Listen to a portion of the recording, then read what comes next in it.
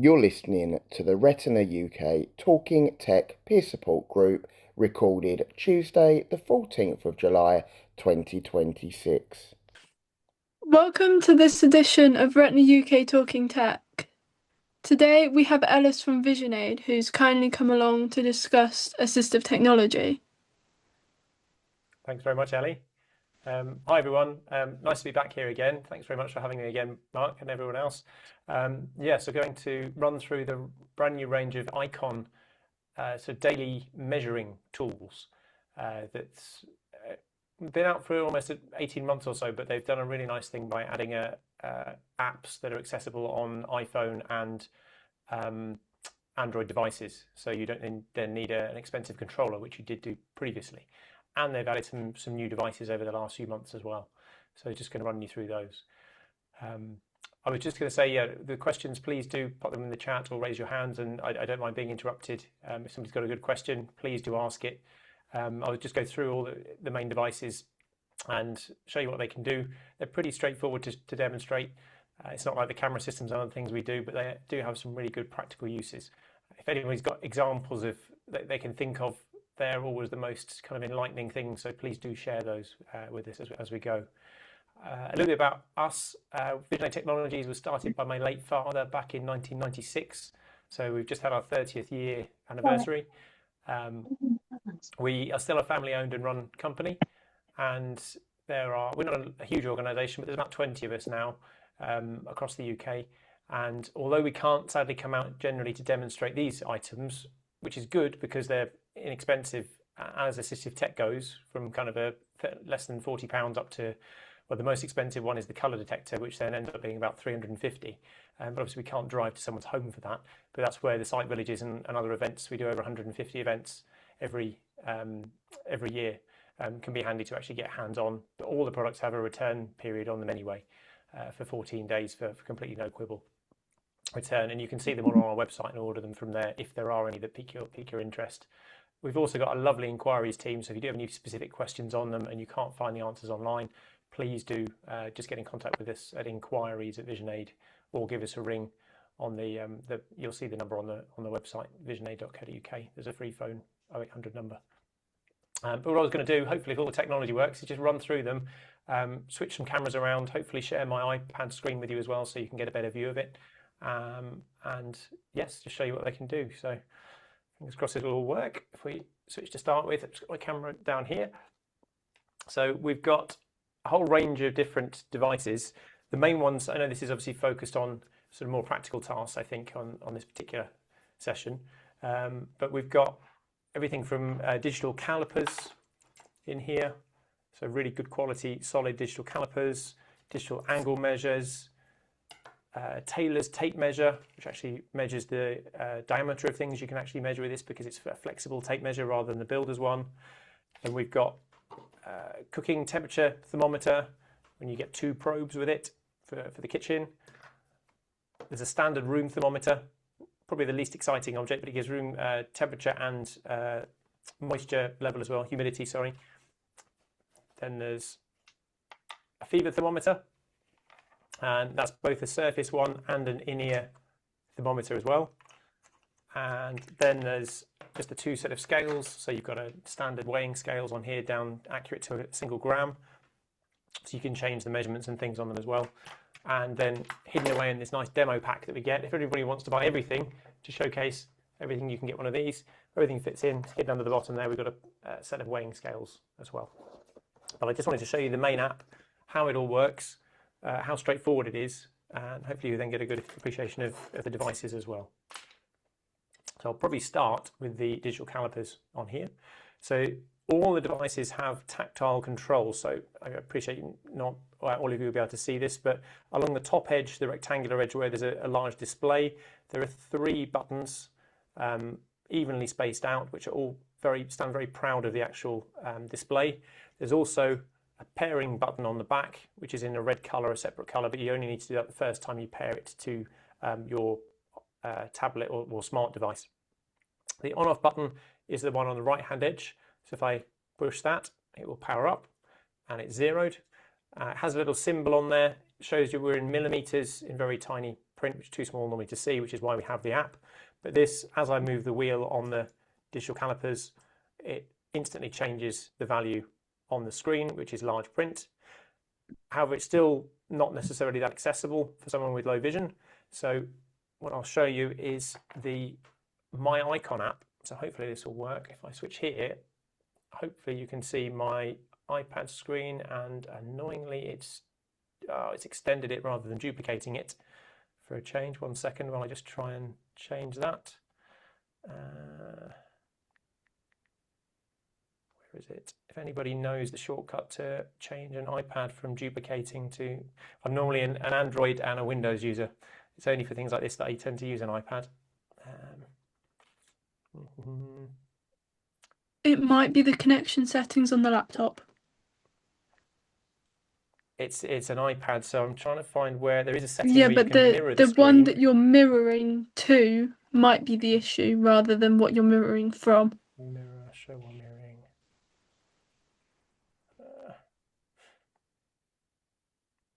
I might just be able to move it across there actually once I open the app. So give me a second, because it's showing the wrong thing. So if I, where is it? Apologies for this. I've got a different USB adapter. This worked fine with the other one. It seems to remember the settings when you have a different USB to HDMI grabber. If I just start the My Icon software and see if I can get it across to that screen. Where is it? All else fails, I'll just show it to you on my camera. In fact, I'm going to Google it because it's going to be better on the iPad.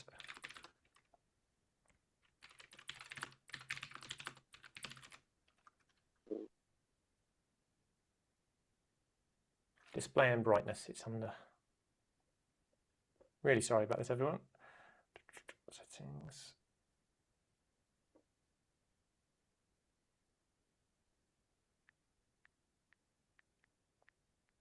Display and brightness. Ah, there we are. Screen mirroring or extended display. Screen mirroring. Hopefully that is now mirroring. There we are. Okay. So there is an app that's free to download called My Icon. There's no spaces between it. It's MYIKONN. Anybody can download that, but it doesn't do very much unless you actually have one of the physical devices to do something with. So if I click on this, it gives you a list of all the items that you have. If I just maximize this on there. Some of them are doubled up because I've been using my iPad with we've got multiple demo kits that we use at Site Village and other events. So I've got multiple some of the units that I've paired more than one with. This is fully compatible with VoiceOver. I haven't got it turned on at the moment because it'd be talking all the time while I'm then trying to use it. But it's the same with on Android. You can have TalkBack turned on and it will fully voice the app, and you can just use the swiping gestures to navigate around it. You can see potentially, well, you might not be able to see, but the angle measure is lit up. One of them, it's brighter. The one down the bottom, that's because I've turned it on and it's automatically repaired to it, because you don't actually have to do the pairing process the first time. If I click on angle measure, I currently have it muted. There's an icon in the top right, if I move my face out of the way, which has a speaker icon. So that's muted at the moment, which it'll just give me a large print display. So as I adjust on here, a few seconds later, it takes for the first one to appear normally. It says it should appear. Why is that not coming up? Come back out. Oh, I was on angle measure, not caliper. This is a digital caliper set, so it helps if you choose the right tool, because I did have the angle measure on before. So if I go to caliper and then adjust the measurement, here we go. Just need to, I'll cancel this pairing request. So as soon as I move the digital calipers, it then gives you a readout directly on the screen, literally a fraction of a second after you've adjusted it. If I turn the speech on, I'm hoping this may actually play 7.87 millimeters. I can't hear it if it is on there, because it's going through the HDMI output. Was there some audio coming there with the? Yeah, we just had some audio. Okay. Yeah, and it read what was on the screen. Great. So I'll do one more measurement on there again, and then 13.73 millimeters. I think it's just done it there. Yeah. And so it gives a bit of a delay just to make sure you've settled and you've definitely measured the right thing you're measuring, and then it will actually announce it over the speakers on the iPad. Some useful, I did the same thing last time with Mark. He said actually measuring drill bit sizes when you get down to small ones, because they've got tiny engraved sizes of drill bits on them. So if you're doing something practical like that, I've got a small drill bit here. If I grab it, place it over the drill bit. 3.99 millimeters.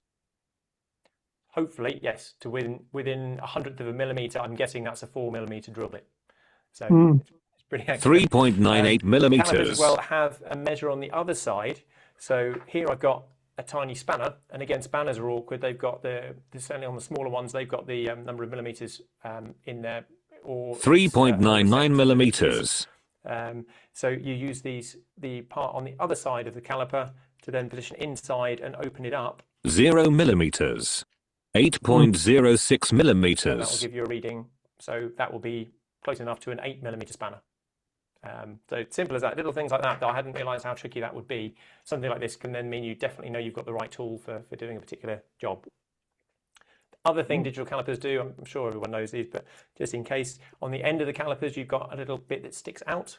8.03 millimeters. Something. So if I needed to know, for example, on the spanner how deep this part was, just switch my camera back so you can see, and hopefully the audio will still come through. If I close this up on here, zoom in on the spanner, I place the part on top of it and extend this down. I have to hold it flat on there actually, until that hits the table, and then it'll give us a reading from there. So you know the depth of whatever the item is that this pit is going into. This goes up to the same length as the actual calipers, which are 150 millimeters. So I can slide them all. It actually goes a little bit more than that, so it's up to 155 millimeters. That's so you can measure things on there. It's as simple as that, really. So any questions on those? I'm going to mute the sound so it doesn't keep talking. I'll go to the next one. Okay. Thank you. So then you've got digital angle measure, which is the one I got mistaken with before. So if I come back to the screen, home screen, when they're turned on, they appear on the bottom. And as soon as I move on here, it will, if I show you the other one, I'll move this on this side actually. It might be easier to see and make it a bit larger. So as I move this, it gives you, again, almost an instant readout of what's happening on the digital angle measure. So this allows you to very accurately measure the angle between of an object or between 2 points. And it's got a ruler as well on it, so you've got kind of effectively kind of a 39 centimeter ruler in total when you go from the one end all the way to the other on it, with good sort of high contrast white on black. Sorry, my camera's probably going to struggle to focus on this. It is on there, I'm afraid. It's going slowly. Again, it's as simple as that. If I turn the speech on, it will announce the angle, and you can zero at different positions depending on if you need to measure the angle between two objects. You can just hit, there's two tactile buttons on the actual controller, and you can zero it to do that. Not sure why it's not. There we are, I'll get it to force it to refocus. Again, the two tactile buttons near the quite clear display that's on the device. That's the angle measure. That's sort of the practical ones for measuring angles. We then go on to quite a popular one, which is the Taylor's tape measure. So this is different to the standard talking tape measure because it's flexible tape. All the other ones tend to be the metal ones that when you retract them have got a good habit of trying to cut your finger off. This one's much softer because it's the flexible normal material that you'd find on any kind of Taylor's tape measure. It does have a retracting button as well, so I can push it to skip it back. And if I come back on the application in the top left corner, again, I've turned this on. This actually has a built-in USB rechargeable battery, which lasts for kind of weeks of standard use. It's got a USB-C port on it. It doesn't come with a charger, but it's the built-in lithium-ion rechargeable battery. So you can just plug any standard mobile phone charger into it to charge it up. And go to tape measure on the app. And then as soon as I adjust the position, it changes. And you can, of course, change it from centimeters to inches. I put the sound back on again just to show you. Change it 36.1 centimeters. And there it announces the sound. The great thing about this is that it actually allows you to measure the diameter around things, whereas a metal tape measure you can't do that with. 16.9 This actually centimeters. has a port that goes into the sort of clips back into the tape measure itself to give you an accurate measurement. So I can wrap it around an object. 20.6 and 23.2 centimeters. So you can actually extend it out. 26.3 centimeters. To take up any slack that's on there. So 23.6 the centimeters. diameter of the standard food tin seems to be 23.6 centimeters. If anybody needed a piece of useful information for a pub quiz, perhaps. Right. What would the maximum length of that tape be then? Good question. It's 1.5 meters. Brilliant. So it's not a huge length on there, and it's not obviously for measuring the height of someone that's kind of 6 feet tall. It won't quite go that tall. It's more for, as I said, for a tailor's tape measure, for leg measurements, for jackets, or measuring the circumference of things as well. They do plan to do a builder's sort of version of a metal tape measure, but we don't know when that's coming. They have said that's quite high up their list. They're gaining as much feedback as they can about demand for different products, and then basing the next ones they release on the most popular ones. If you they did Craig, the chap that's actually created them he's Australian but lives in Denmark. He said if you go on the Icon website or Unwired Things website and register on there for updates. Also, if there's a particular item you're wanting, if you send them a message, they'll take that on board for the products that they're looking at making. They've got prototype ones of things like battery testers and blood pressure monitors, and then this builder's tape measure as well. So it's just a case of feedback directly from users as to which one they prefer to have. If you give them that feedback, the one you want might come out next. Or what if you've got a device that they haven't even thought of? Yeah, sorry. Ellis, it's Scott in Canada. I know we're far away and you're not shipping over here, yes, because of our regulations, but has Craig looked into like the tensile strength of the measuring tape you just talked about?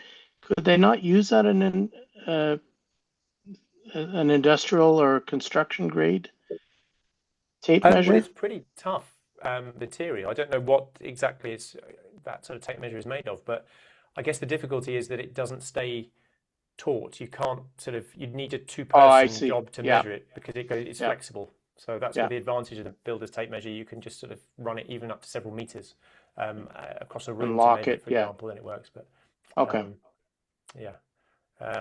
only at 1.5 meters because it's retractable on that material. It's a shame. In a way, it's not kind of if it was a 4 or 5 meter tape measure, then there'd be less call for it, I think. But it's just that they can't do that on this type of material, I don't think. For it winding back up reliably. Thanks. That's those two. Then there's things such as the fever thermometer. So I can power it up. Oh, sorry, it's probably the other button on there. It says. Why is that not turning on? Interesting.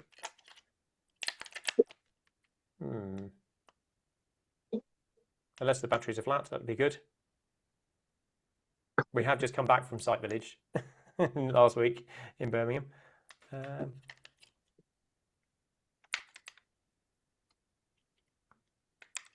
No, someone had taken the battery out and put it back in upside down. So I didn't think they'd be flat because they normally last a really long time. There we are.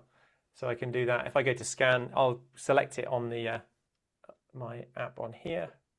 Then you can see how warm it is. It's still warm in our meeting room down here. It's not as warm as it was a few weeks ago, but it's pretty warm. I don't know if I've paired this one because I've changed demo kits. So if I go to add device, let's see if it finds one. So to add a device, if I show, it's the top, there's a plus button in the top right corner. And if it finds a device, it scans automatically. I'll move this out of the way a little bit more. It's found it, so I can tap on infrared thermometer in the middle. Again, if you have voiceover, all of this would be being announced to you. And now then that appears in the main list so that I can choose it. And then if I turn it on again, I'll move the screen back so you can see what I'm doing at the same time. And if I just put it onto my skin on here and do scan. Forread temperature 36.4 degrees Celsius. I might just try my forehead because I feel hotter than that doing this. See if it goes up a bit. Forread temperature 37.1 degrees Celsius. There we go. So I'm definitely hotter than my hands or wrists are. So really simple device, but just worked, and it is accurate. No. As I said, So when you the, sorry, when you were talking about the battery on there, is it a rechargeable battery or a replaceable? And if so, what type battery? Good question. Sorry about that, John. Yes, no, they're two AAA batteries. All the devices come with batteries. It's only the tape measure, the Taylor's tape measure, that has a built-in rechargeable battery. The rest of them are just standard either coin cell batteries or AA's or AAA batteries. And obviously the standard ones, if you've got a set of AAA rechargeables, we actually have on some of the devices started using just standard rechargeable ones on there. I don't really like buying packs, hundreds of batteries. I know they're not very expensive, but the waste you get from standard batteries. Amazon do really good rechargeable ones for kind of £10 for as many as you need with a charger. And you can reuse those and they work even though they're slightly lower voltage. We've not had any issues with rechargeable batteries as well. Yeah, good question. Brilliant, thanks. Okay. So yeah, that's the thermometer. Then we've got if I move on to the kitchen thermometer. So this is for you get the option of 3 probes you can put in, which is like a 3.5mm audio jack connection effectively. But on the other end, instead of a pair of headphones, you have something that's would do a bit more damage than a pair of headphones.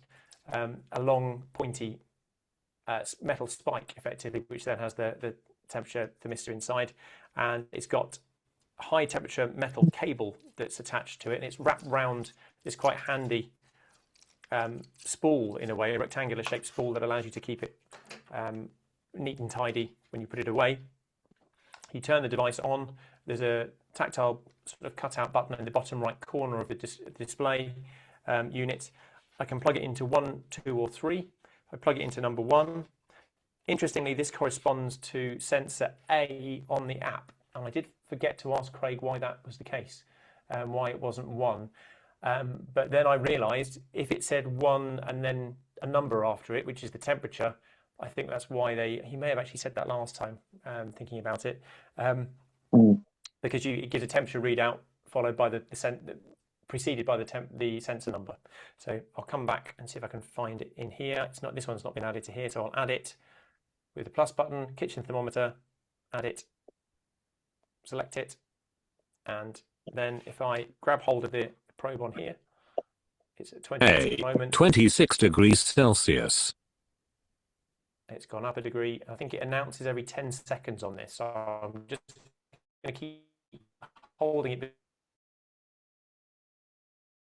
I can see on the screen that it has like a target square next to your temperature. Can you set it so it'll notify you when what you're measuring reaches that temperature?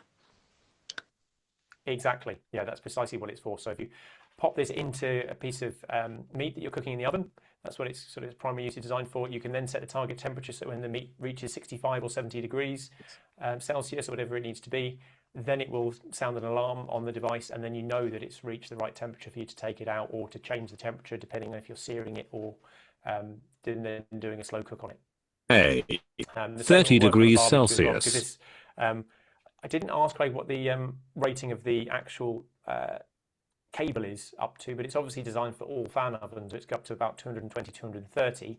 What I meant to ask him is whether you could put it in a barbecue where you can then get temperatures of with a pizza oven type barbecue up to sort of 300, 350 degrees.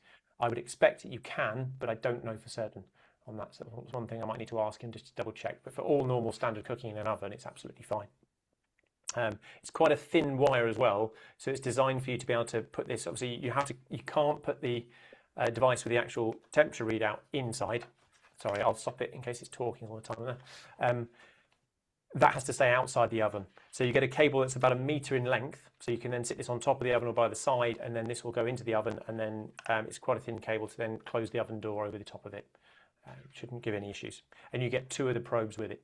You could also use it in liquid, so it's not just kind of solids and meats and foodstuffs. So you can put it inside a liquid. It'll give you an accurate temperature from that too. Yeah. Pop that one down.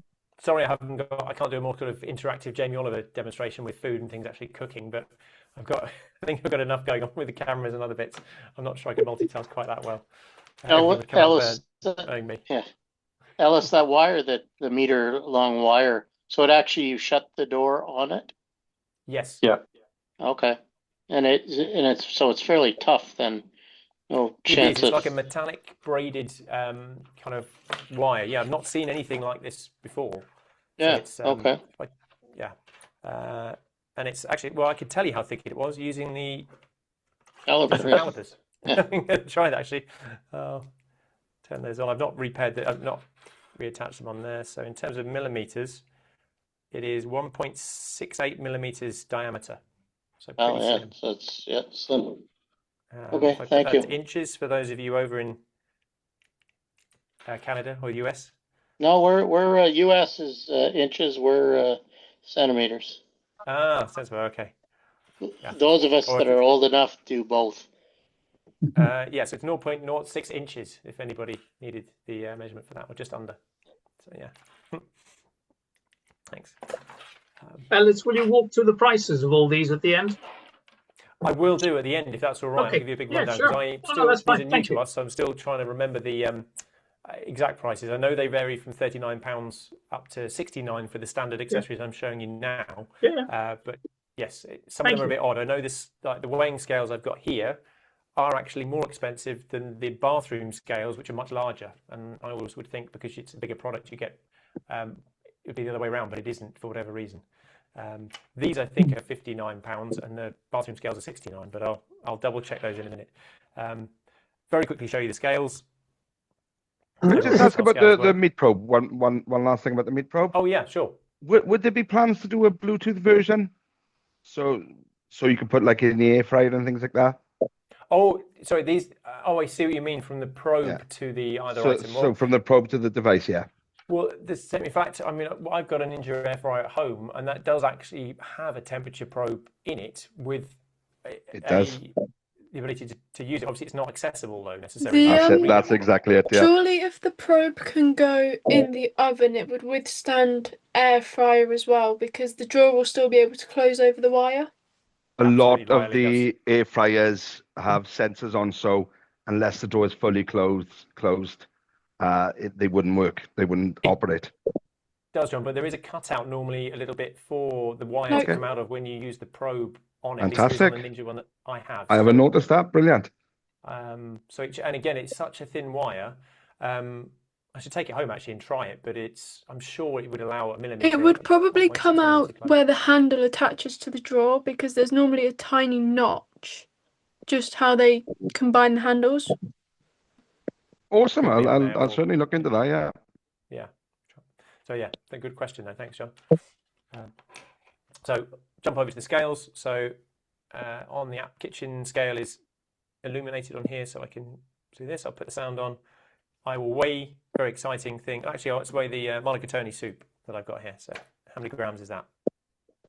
457 grams. There we go. Simple as that. You can change from grams to 1 pound and 0.1 ounces. Fluid ounces on there. If I put it to pounds, it will announce, I think, on there. I'm not sure. Let me just take it off and put it back on. 0 pounds and 0 ounces. 1 pound and 0.1 ounces. Okay. And one thing that you get that's on the app that's different to the actual physical scales, 0 pounds and 0 ounces. Setting down right at the bottom in the middle, which allows you to choose the food stuff that you're measuring. So if you need to get it really, really accurate, you can actually choose between rice, wholemeal flour, white flour, olive oil, cream, water, or milk, because they have different densities. So if you just leave it in grams, it won't be quite as precise as setting it to those. My level of cooking doesn't really require that, so but it's nice that it's got it if you do. If anybody's a budding sort of master chef person or is fantastic cooking with trying to get everything absolutely right, that will give you even more accuracy over just a standard scales that just say grams on them or milliliters.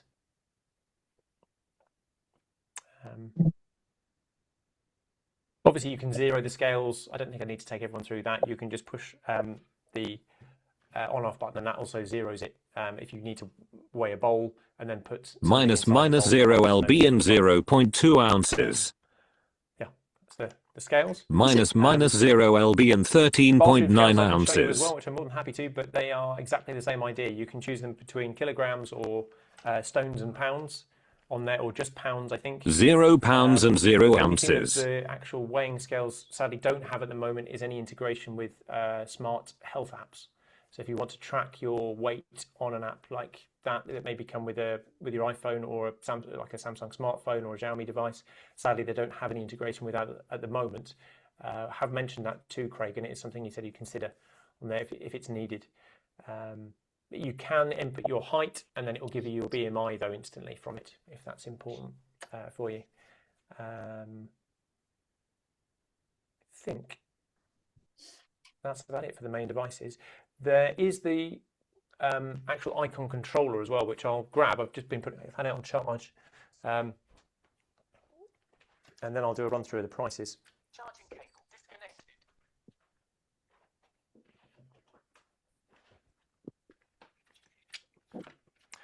Color sensor disconnected. So if I just, in my hand here, I have the icon controller. Before the app was available on Android and Apple devices, you had to have this to actually make any of the devices talk. This is £195, the controller, which you can imagine if you just wanted a set of talking scales, then having to add £195 on top of kind of a £69 device was quite prohibitive for people, especially when there are other talking devices available. Might not necessarily be in this kind of level of quality, but having to spend that amount of money was too much for a lot of people.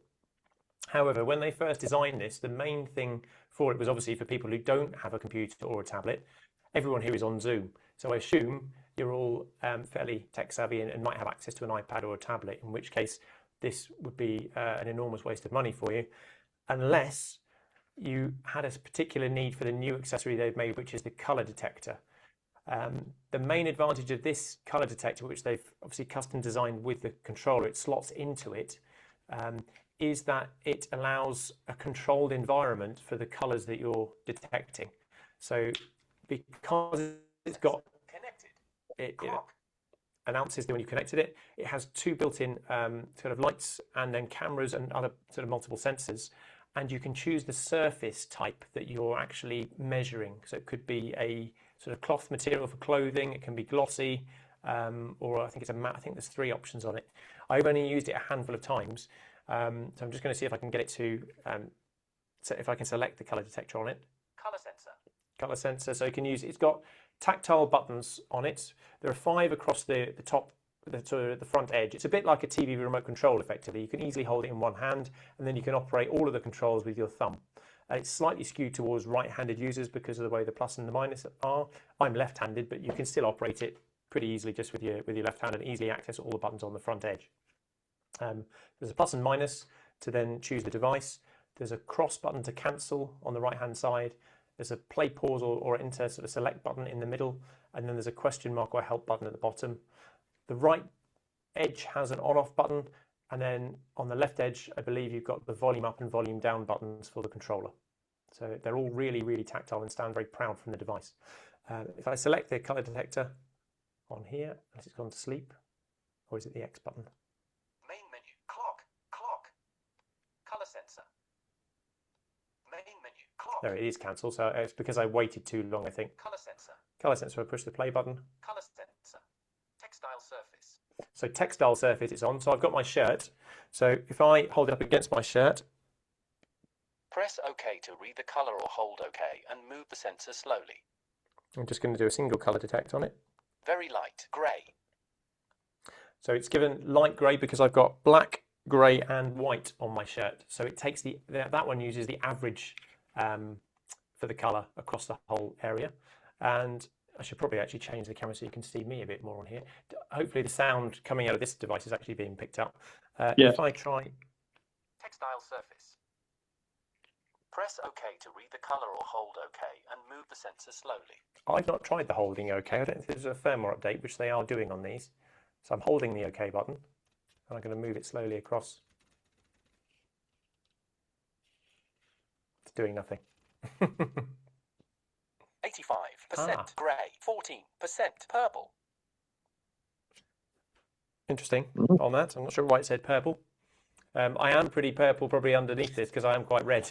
So it's quite a thin shirt. So perhaps it's that's what it's seeing on there. Let's just try with I've got the tin of soup here, like a tin of soup. So I'm just going to try a colour part on that. This is textiles though, so I might change it to gloss. Textile surface. Colour comparison. You can compare colours with it. LED and screen. So if you want to actually take the colour off a screen. Flat surface. Flat surface. Textile surface. Textile. They don't have a round surface. I'll try it on textile. Press OK to read the colour or hold OK and move the sensor slowly. So I hold it up to here. Medium, red-orange. Medium, red-orange. It's Heinz kind of red. Yeah, it's sort of reddy-orange. Pretty accurate on that. So it should be more accurate. Obviously, there are free apps available on your mobile phone, and if people are using those and they're working well enough for them, absolutely fine. But this is a £350 option if you do have a need for more accurate colour detection, because of that, the fact it creates its own environment should therefore give you a better colour accuracy than mobile phones that can be impacted by the light in the room, if there's any sun coming through the window, or any reflections off any of the items. Yeah, I will just get the prices to hand so I can then run you through those quickly. So, sorry, Ellis, when you say creates its own environment, so you're holding the sensor right next to the fabric? Yes, it was. So if I hold it up to the camera, I'll switch cameras on there. So, and then describe. So when you look down on top of the color sensor, it's actually got multiple sensors inside it, and it's a recessed area. So you place it up against the object you want to measure the color of, so it then seals all the external light from going into the area, and then it produces its own light source to then measure it, which in theory should then give you a much more accurate color. And it also works in pitch black as well because it has its own light on it. So thank you. It doesn't matter about the ambient light.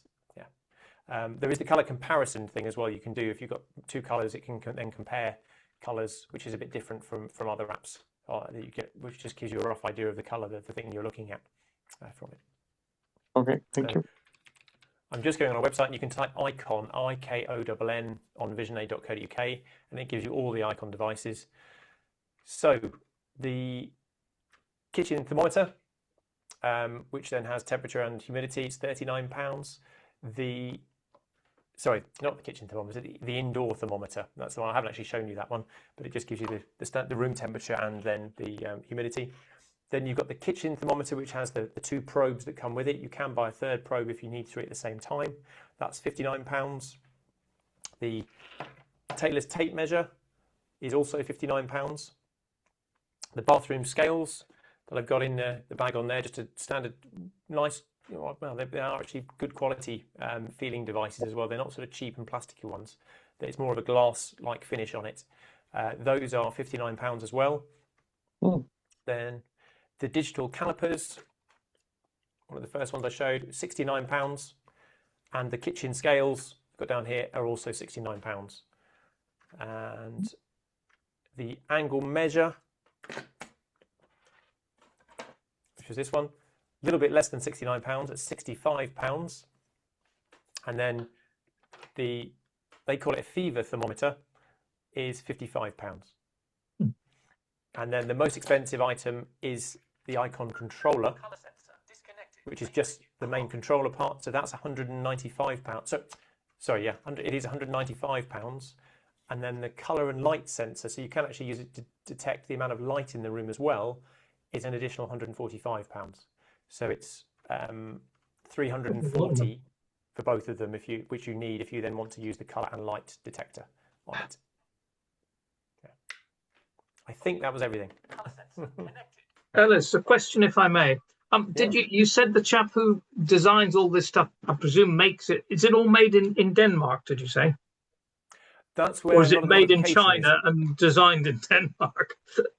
Yes, so it's a mixture. Good question. He's completely open about it. Obviously, you can't get a set of these products for that price that are then modified to have the Bluetooth connectivity to then pair with the app which is in the app, is free as well. So most of them, I do believe, come from China, but they are researched really heavily. So he will look at any, like literally the best device he can find that matches what a user needs, and then add their Bluetooth technology into that device to then allow it to work with the apps and their icon controller as well. Which is why these aren't hundreds of pounds, they're in the tens of pounds for most of the main devices. Sure. Yeah, the ones they've actually made themselves, where Yep. they've had to do all the R&D and the safety certification and everything else, which is the icon controller and the color light sensor, that's why those are more expensive, because they've had to do the full design work for them and the safety certification. And the website that you said had some of the stuff they're looking at, like the blood pressure machine and whatever else, is that Icon, IKKON? Was that how you spelt it? That is how that's the branded sort of names of those, but the company is Unwired Things. Oh, Unwired Things. Thank you. Unwiredthings.com is the manufacturer's company name. And this is the Icon range of their products. Yeah. Thank you. So I don't think they're listing those ones yet, because until they're just about ready to actually release, they won't have them. But they do have YouTube videos of all these products running in quite a lot of detail, probably more than I've gone into actually. Sure. If you go into YouTube and type Unwired Things or Icon, they should all come up from the YouTube channel. And Icon was double K, is that right? A single K and double N. It's got a Danish spelling. Icon. Thank you. Splendid. Well, thank you for the presentation. That was very interesting. If you're in the group, you could put it in there or on the follow-up email, the website. Yeah, we'll put everything in follow-up email, the links to the VisionAid website and also the Unwired Things website as well. And also, if you did want to join the mailing list, if there is a particular item that you are interested in, that you're struggling to find that actually has the audio output that you can link to your smartphone, then definitely share your ideas, as I'm sure there's plenty of products that we all want and still want to use and stay independent using, but they're not very audible. I think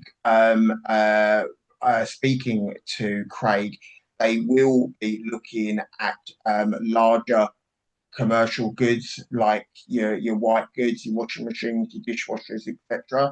It is something that they're going to be looking at in the not too distant future. So making more washing machines more audible, or your fridge, freezers, etc. So like I say, if you wanted to learn more about what they're doing, then definitely sign up to their mailing list. But thank you very much for that, Ellis. Have you got anything? I think we're just checking time. I know at 52. If anyone did want to stay on a little bit later, I know Ellie and Anna wanted to give a bit of a rundown with Site Village. Have you got other products on your website that are fairly new or intuitive, or innovative, that you just want to briefly share, and then we'll obviously Anna and Ellie can give their bit of a rundown of Site Village. Thanks, Ron. Yeah, a couple of exciting ones just quickly, because we've got over 1,000 different solutions from over 100 specialist manufacturers, of which Unwired Things are just one. So I hate the term one-stop shop, but we do try and give people the biggest selection of video magnification aids, reading devices, even ergonomics devices as well, just to try and make life more comfortable when you're trying to look at a screen at high magnification levels. So one of the most exciting things we've got is a brand new wearable that's coming, we hope, at the end of August.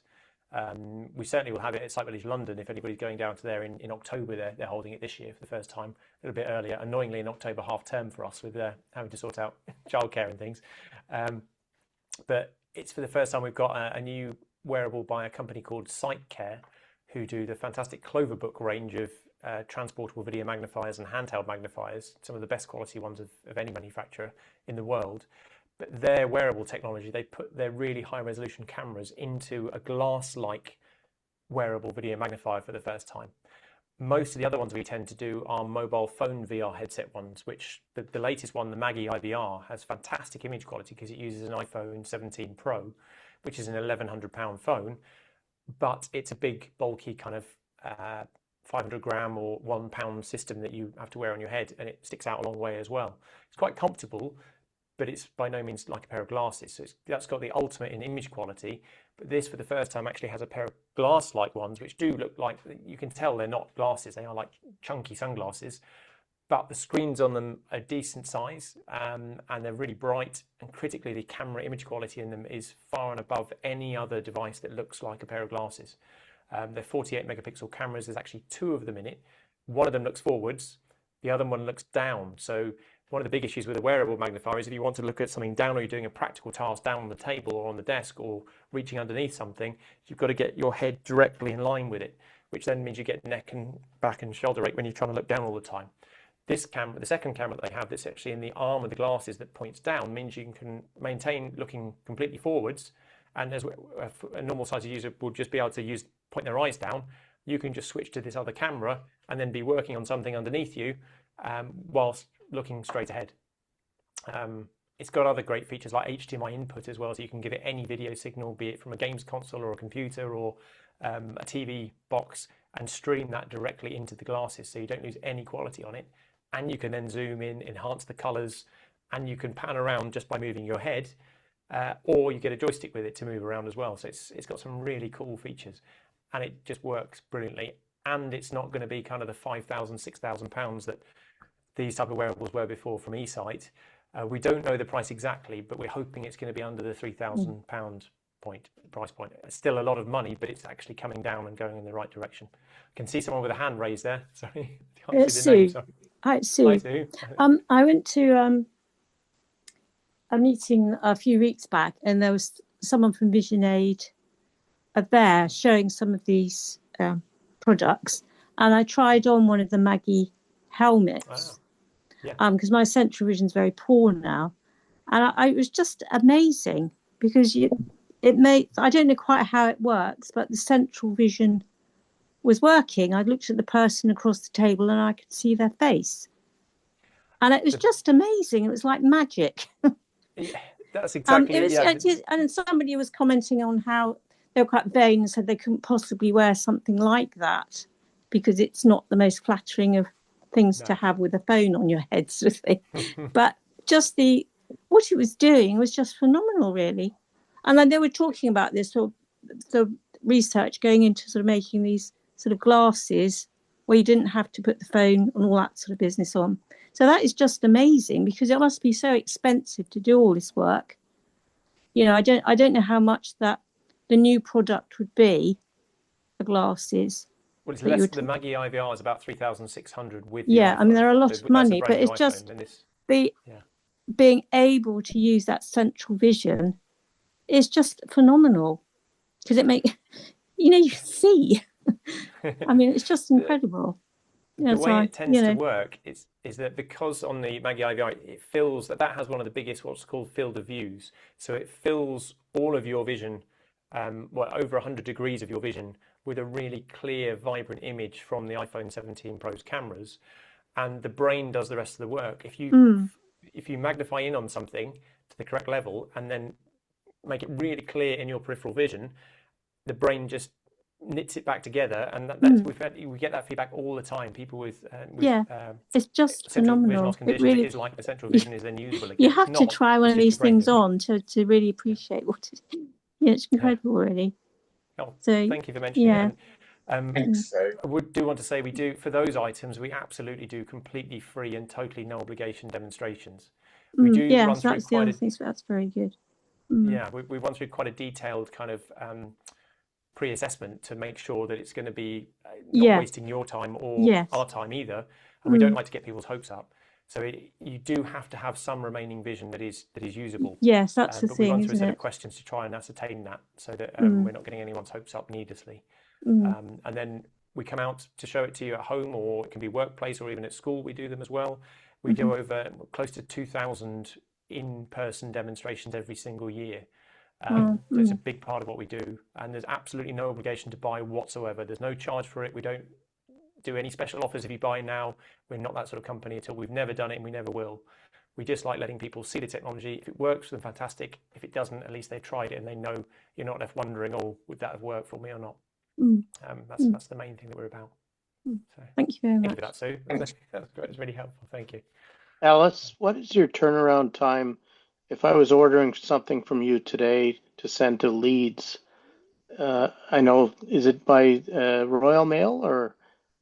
We use DPD, which is one of the best carriers. It depends where you are in the country. We've gone through all of them, and all of them have lost packages. Obviously, it's ours. If we're sending it, it's on us to get you the replacement one. So customers don't pay for lost packages. We do.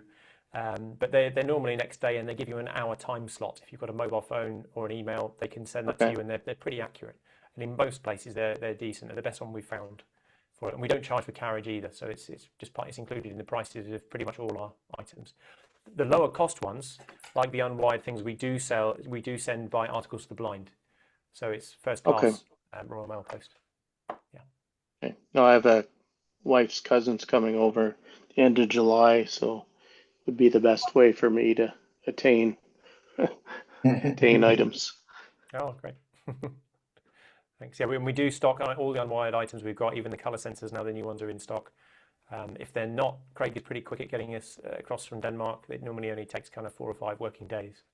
So as long as you don't leave it to the last couple of days before they fly back, or you fly back, then or they come over to see you, then you should be fine. Yeah, thank you.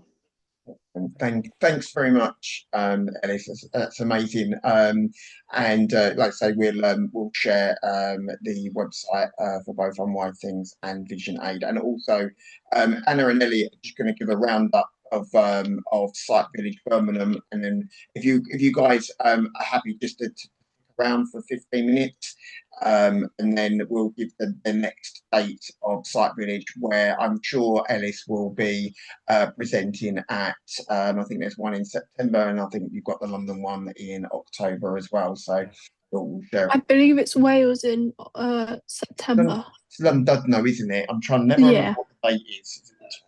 The 22nd. 22nd in London. That is a new venue.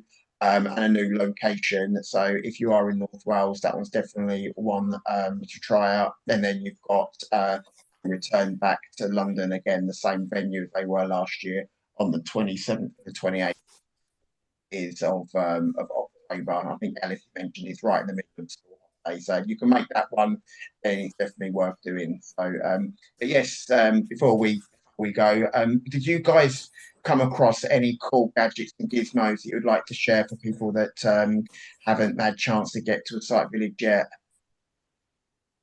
There was quite a few video magnifiers for those that still have some functional vision, where the base is panned or the actual device panned rather than having to pick it up and physically move it to read a different part of the page. They're more like the fixed ones, so the ones that you're not moving around with you, because they just they're not very portable, but they're great if you're just like in the house and need to read mail and stuff. We looked at some of the smaller digital magnifiers though that were quite good, like the Luna 8 was one. I think we looked at the Clover 6 as well. That's one of our most popular handheld ones. It's with a matte touchscreen, and it has that digital panning feature that you mentioned, and the focus it focuses from infinity to really, really close up, so you can use it like for a bit of distance magnification as well. Me and Ellie were always going around though, just like testing the contrast settings on the colours you could get it to do. So if they had more contrast options, and the one that we needed, that was a tick in our box. Do you mind me asking which one it is that you prefer? Is it not a standard colour combination then, or? Standard, but it's not on every device though. So it should be on pretty much all of them nowadays, but yes, there might be the odd one or two, an older one maybe that doesn't do it. Yeah.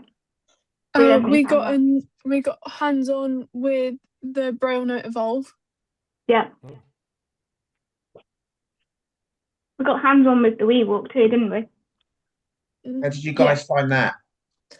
It was very busy. They weren't particularly letting people walk around with it. They were just kind of explaining what it does, which I think they had 3 members of staff, but they decided they were just going to pass around 2 canes, with the third one just lying across the table. It's a very busy cane, I will say. It wasn't for me. I know you can now I think, dial into what you want it to indicate. But when I used it, everything, mind you, it was at Site Village Mark, and there's so many people around. It was just jiggling and wiggling, and I was overwhelmed. It was too much for me. Yeah, when we tried it, because there was me and Ellie, and then there was a lady explaining it to us. It was going off constantly in your hand, and you were like, yeah, but that's partly because she was shoving her hand in front of the sensor. Yeah, but still, it was very sensitive. We just have one question. Let's quickly go to this. Naomi, what's your question? Oh, sorry. I was just going to say I have a WeWalk, and I had the old one as well, and I was so disappointed. I wanted it mostly to tell me directions. So I had a bad experience in London, and I was using Google Maps on my phone, and I didn't get mugged, but it got very close to it, and I was quite frightened after that. So I thought the WeWalk would let me use Google Maps without having my phone out, and it's never worked. It might work in America. The only place I've got it to work as a test was in a very straightforward grid system street, and everywhere else it hasn't worked. The sensor is okay, but for me, I just wear a hat, and that's the sensor. Yeah, my hat sort of tends to hit everything before my face does. So I didn't find there's 700 a couple quid. of navigation apps that if you wanted to, we could find a way to get them over to you for you to try. I actually teach mobility. I'm visually impaired, but I also teach mobility. So I'd really be interested if there's one I haven't tried. But yeah, that navigation is my big thing, and getting out and about and mobility. So yeah, I'd love to try guidance. That's the thing I want to try. But yeah, I was really disappointed I know the with WeWalk. Yeah, the WeWalk too. They improved a lot of things, but I just found it so busy that really all I wanted it for was overhead indications. Because if I'm caning properly, I'm going to get the low stuff, but it's the branches, the guide wires, and stuff that I have problems with no sight. So there was another young lady, and I don't know. I can look it up. I don't know if she's still in business. Lions Club actually will give you the canes. They'll buy them for you in the UK. It was like the WeWalk. I liked it better though. I'll try and I'll put it on the chat. Like a robotic. It's almost like a mix between a cane and a guide dog. Yeah. Yeah, no, it wasn't the glide. It wasn't the glide. It wasn't the glide. It was like a WeWalk cane. It had a ball on it. I used just the tip, but I'll try and go through my information and put it on the chat for you and Anna and Ellie and everyone else to see if she's still. It wasn't as busy, and I just liked it better. But again, it is, you've got to adapt it, and so I just can't remember the name of it. Thanks, Scott. Yeah, if you ping it over to the group. Naomi, there is an app that if you're an iPhone user, Voice Vista is one of the better navigational apps for, and that will actually point out shops and bus stops, timetables like that. It's one of the better ones for the iPhone if you are looking for a good navigational app. And that's off the old Soundscape, Mark. Yes, yeah. My brother uses that one all the time, and he swear buys it. Yeah, I like the Irish guide dogs version of Soundscape a little bit better than the Voice Vista, because I don't like it telling me. The Voice Vista tells me the directions, whereas I like just to do it in the earphones, the same as the binaural. The Scottish Tech Army one wasn't quite so good, and the Irish guide dog ones were slightly better. There's 3 of them, and they're all slightly different all the time. They're quite good because a bit of competition. Mark, what would you recommend for an Android user? Android. Well, I did download the Terra app. Originally it was called Navis, but I recently found out that they've kind of gone under, which was a shame because they were looking at some really, really good, clever technology in terms of navigating, and that was actually available for the Android. But I haven't actually come across, apart from Google Maps, I haven't really come across a navigational app. I think they're all moving towards the wearables now. So Soundscape, I the know. Scottish Tech Army version has just launched again on Android. Oh, okay. So Soundscape by the Scottish Tech Army, which I know Sue just said wasn't quite as good as the Irish Guide Dogs one, but it's certainly now available on Android as well. A general app that I quite like for navigating is just the Waze app. I know someone that is visually impaired is currently in the process of making, I believe it's a navigation app for other visually impaired users. You've got Blind Square as well, but that is a subscription you've got to pay for, and it's quite expensive. But that one's actually pretty accurate. But the problem with a lot of the navigation apps, if you are using them in high-rise city areas, unless the GPS is pretty good in the device that you're using it on, you're always going to for signal loss, or you're out in the sticks. If you don't have Wi-Fi or you don't have good connectivity, then you will lose, and that's across the board. And that includes things like the WeWalk, the Glide device. They all run off the same principle. So be kind of wary when you are using navigation devices and you are relying on them to get you from A to B. Always go back your white cane skills and your training, to get you home if you do lose, connectivity or your battery dies. That's the other thing people always sometimes forget to charge their battery, and you don't carry a USB charger power pack with you. Again, that's another tip.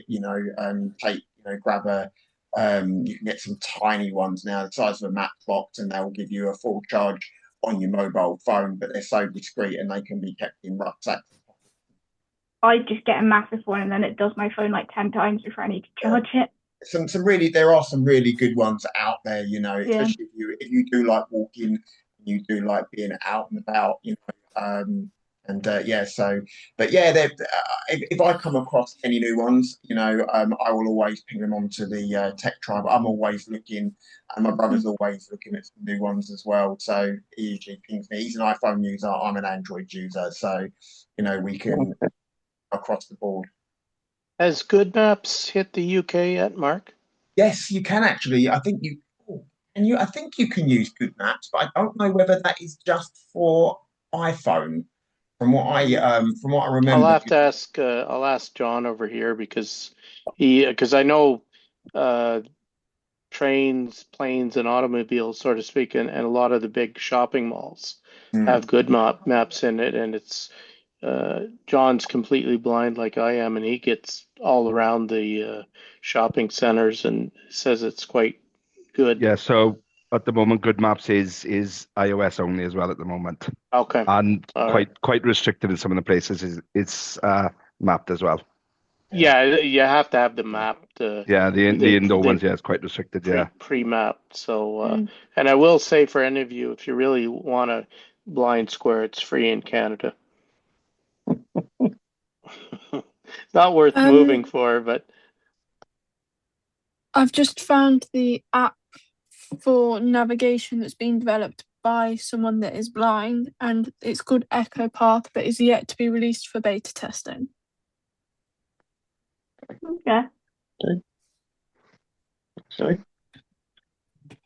You mentioned about the WeWalk. The app on its own, I actually found quite intuitive if you were just using it with headphones. The fact that it's integrated with Move It, so you get all your real-time live bus feeds, and it will actually tell you where your nearest bus stop is from your current location. That's what she was telling us at Sky Village. Yeah, it was very good. You don't necessarily need the cane because it's just got the buttons on it. You know, I found it was actually quite good just walking around using the. It does get a bit annoying when you keep when you've got like nearby devices or nearby shops turned on because it will ping you if you're in you know, diners or fast food restaurants. It will literally ping every time you go past a Burger King or a McDonald's, or, you know, or a Kentucky Fried Chicken, and it's always active. So be careful because it does drain your battery down. But the other thing about GPS, it will always navigate you on open roads, you know, so roads where traffic goes. It won't ever navigate you through pedestrianised areas. It will always take you where the roads are, until GPS gets better or someone comes up with an app to take you off roads, because it's just like using sat nav. It hasn't really improved much, you know, over since satellite navigation was integrated into cars. But I do know that there are some very clever people working on fine tuning GPS to make it more safer for people. So you're not using inner and outer shorelines on busy roads. You can go across pedestrianised, you know, streets and down alleyways and stuff like that. So, you know, which you would never be able to use on any other type of GPS system. If I find anything, one of my favourite apps for navigating generally is actually City Mapper, because that will take you in pedestrian areas, but it also feeds into live bus timetables, and I found that more reliable in my area to get accurate bus information. Good. Well, yeah, if anyone has got any recommendations, please feel free to share them on the Tech Tribe WhatsApp chat. You know, and whether it's Android or whether it's iOS, you know, and yeah, please feed your feedback through. Tell us what you think of them. Was there any other highlights for Site Village that There was one other thing I can think of, and that was the pack flat voting thing. The one where you line up your ballot and then you can read it all out. Is it called the McGonagall reader? Is that what it's called, the McGonagall reader? I think so. Yeah, McGonagall. Yeah. Yeah. I got an email about that. Yeah, for people that want that like to vote. I thought that was very. You just need to make sure that your local council have the machine before you want to use it, so they can distribute it. But some councils aren't involved, so you need to get them involved before they can distribute it. That's right. I mentioned in one of the other groups before. Wales doesn't use it yet in their voting system. They're working on using a different system, which isn't quite as good. Always the way. But the non-tech thing I really liked about that though was it was like a fully graphite pencil, so you don't ever have to worry about the way you're holding it. Okay. And does it matter how many people are in the council that you're voting for? Because our last election, two councils had 93 candidates. 93? Yes, they were pulling it fast when they just had they had the mark I believe there's 12 slots on this to try and... Yeah, so you can have 12 candidates per reader. Up to 12, though, because you could also just say no candidate available on it. It didn't need to use all 12.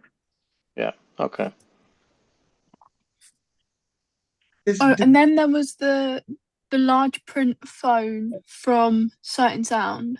Yes. That's basically like it's that setting on iOS. It's for Samsung, I believe. Yeah, but it's similar to that setting on iOS. Yeah. Is that called the purple one? Is that the one? Yes. Yes.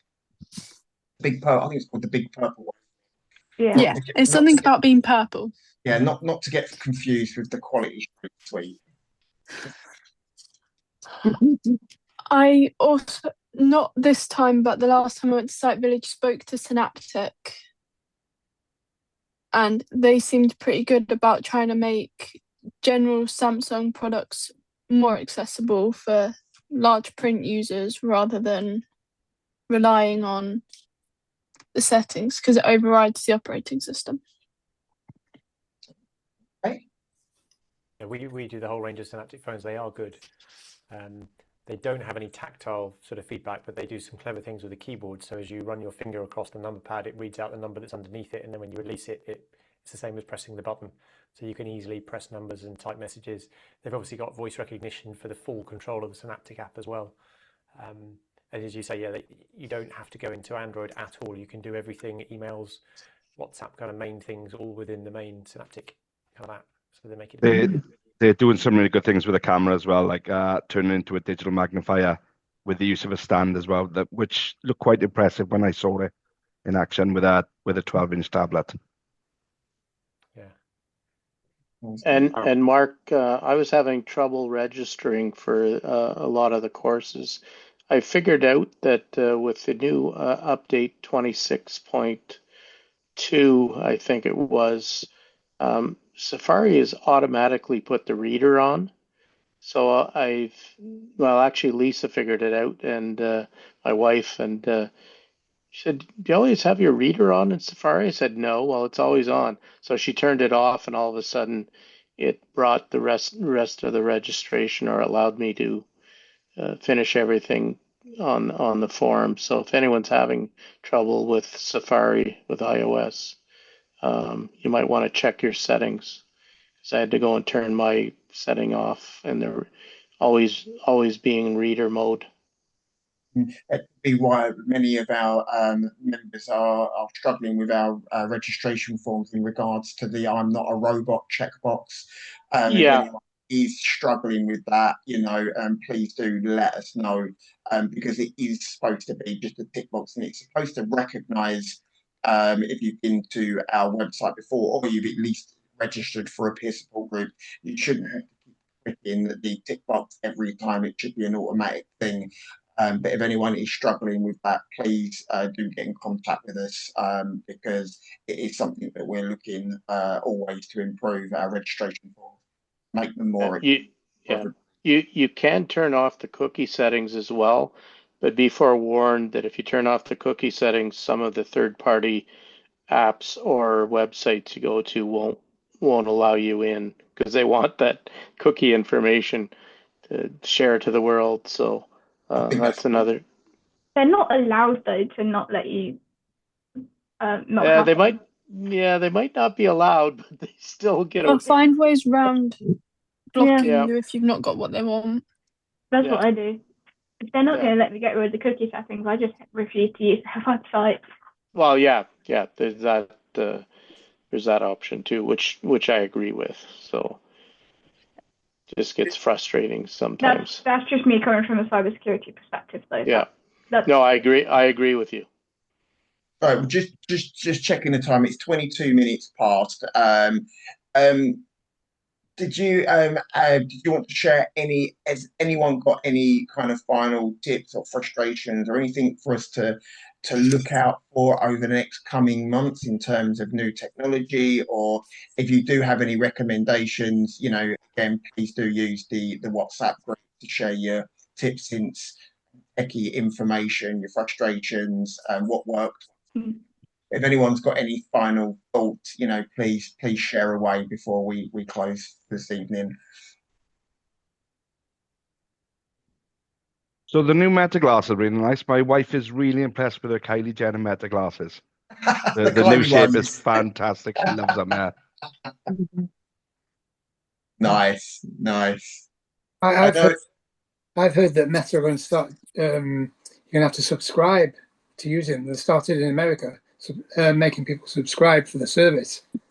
So yeah, with the subscription, it shouldn't affect the base use of the glasses. It's more for things like conversational focus. But the base use of the glasses with using the camera, the look and read, isn't affected by the subscription at the moment. Right. That's not to say it will change in the future, which I've got no doubt it might. Mm-hmm. Where there's money to be made, they're going to. Yeah. I don't have a pair yet. I keep waiting for some reason, but they seem, in Canada anyway, most people seem very happy with them. Have they opened things up for you guys in the UK yet? Not yet, no. Still no live. But in regards to just briefly before we go, some news regarding smart glasses. hopefully on the 22nd of July, Samsung or Galaxy Unpacked, they have something that they want to unveil, and I'm very hopeful that it's going to be the new Samsung Google smart glasses that are in collaboration with Gentle Monster and Ruby Parker. Two different designs. They're going to be fully live. So anyone that's familiar with Gemini Live video stream, they will have that capability where you can live stream constantly for what's in front of me, can you help me read my post, because they work on a different platform to Meta. So Google will be able to do it, but unfortunately there's still no Meta Live. But there will be the Gemini Live. And the good thing about these glasses, they will be compatible with an iPhone. So, do check the Galaxy Unpacked out if you are an Android user and you are looking for a pair of smart glasses. Just to let everybody know, I don't endorse Samsung. They don't pay me to endorse or anything like that. I just like Samsung products from a personal perspective, and any of the product or any of the speakers that we invite on to our tech support groups, or any of our groups, and they're not endorsed by us. We just want you guys to be up to date with all the latest technology that's out there, so you can make your own informed decisions on whether it's the right product for you, and whether it will be something that independent, keep you mobile, keep you active.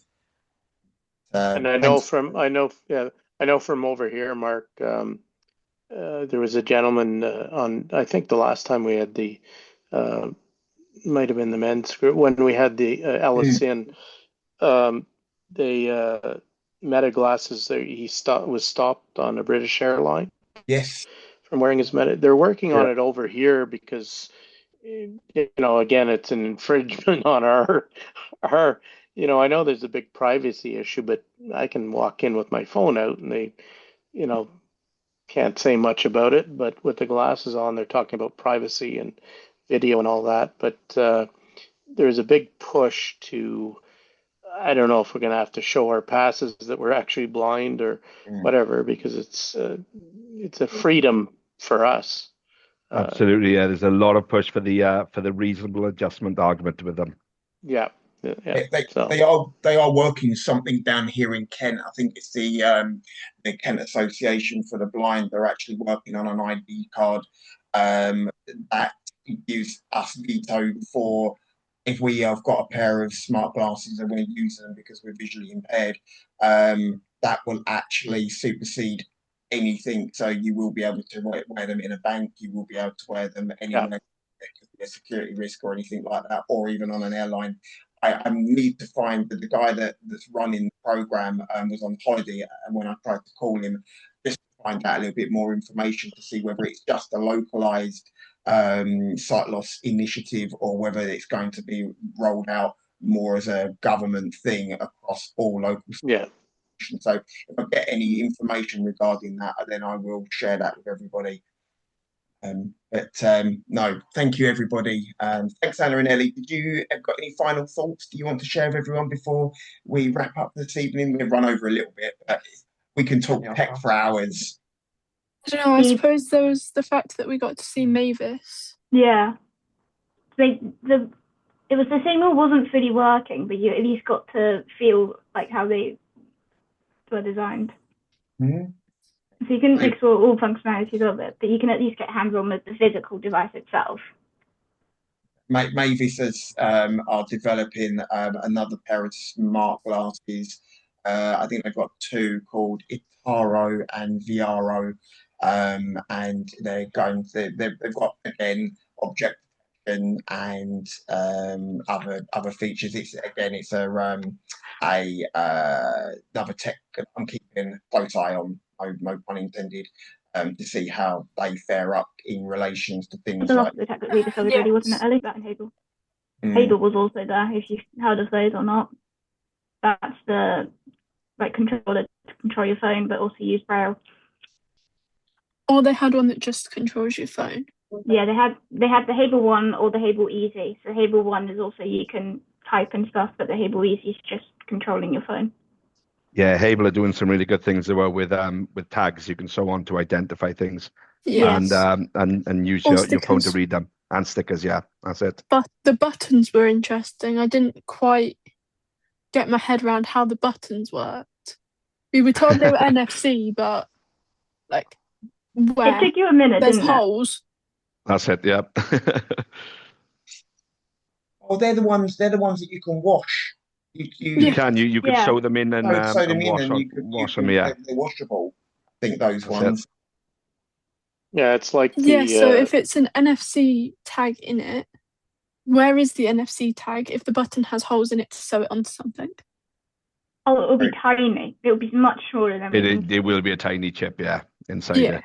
it'll have to be.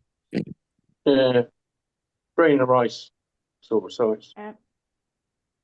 Just got to work on my needle skills now to sew it in. It's kind of like the weight tag. If you go onto the Hable site, they discuss it there and whatnot. It's like the weight tags that have the washables, and you can put them in the freezer. And we've tested them outside in the winters here to see how they do, and they're pretty good actually at the cold. Not that you guys get the cold that I get, but do you know if Hable would work with any NFC tags? Because obviously they're so much cheaper on Amazon than just the generic ones. I know would the reader they still work? with any QR code, but I haven't had the opportunity to try NFC. So if you do try it, let us know. No problem. I'll give it a go. Do you sew them on yourself, John? Yeah. Say again, sorry, Stuart. Do you sew them on yourself?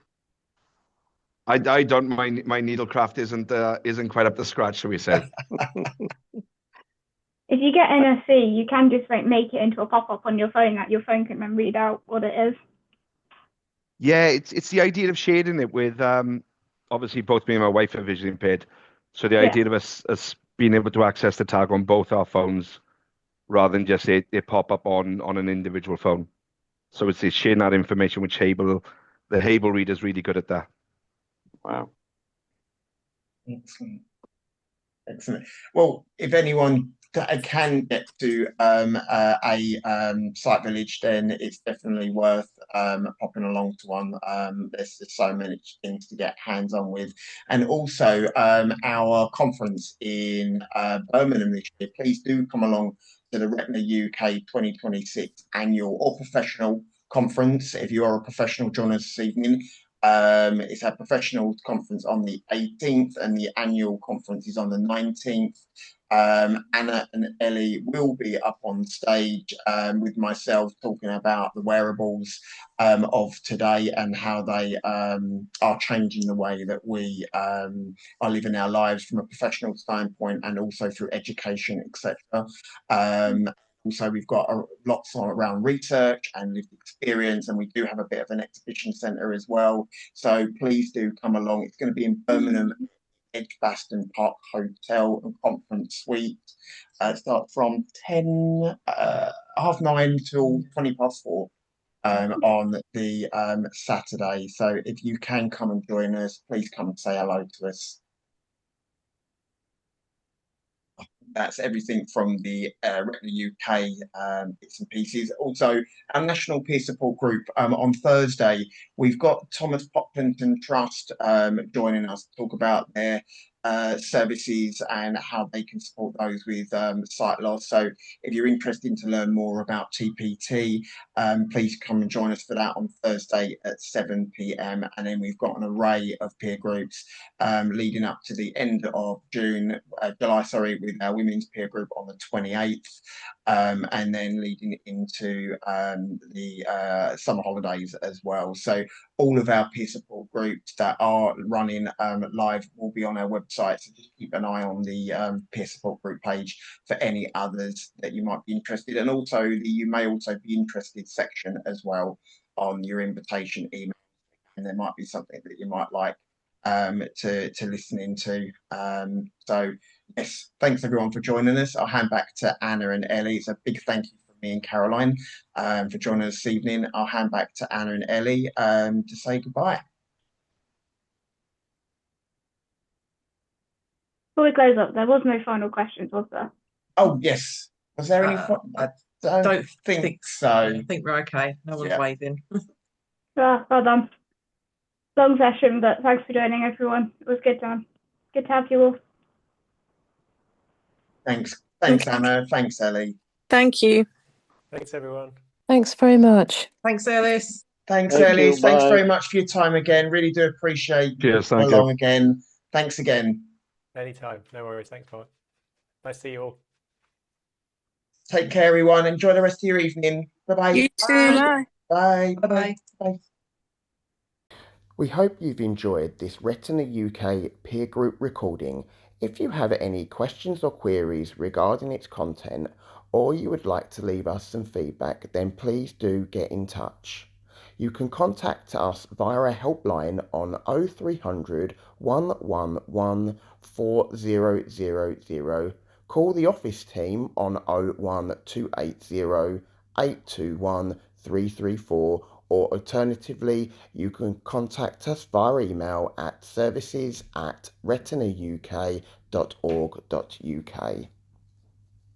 If you are interested in creating your own peer support group and assisting Retina UK to grow our peer support group network and join our amazing team of volunteers, then please do get in touch by contacting us at info@retinauk.org.uk and speak to a member of staff to see how you can get involved. Thanks again for listening, and please stay tuned for more peer support group recordings coming throughout this year. Take care and all the best. Bye for now.